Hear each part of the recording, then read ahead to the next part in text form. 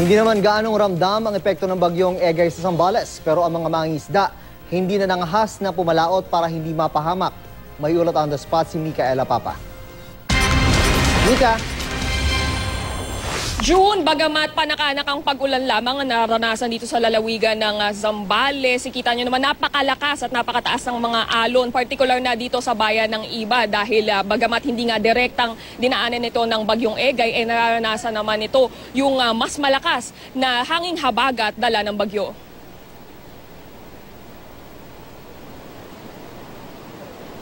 Wala pang itinataas na warning o alert ang PAG-ASA o ang Provincial Disaster Risk Reduction and Management Office. Kaya ang ilang surfer sa bayan ng San Narciso sinamantala ang masamang panahon para makakuha ng magagandang alon.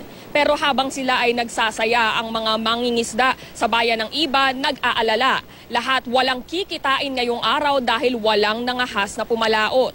Si Mang Rolly natakot na raw, lalo't mag-iisang taon na buhat ang trahedyang sinapit ng kanyang pamilya.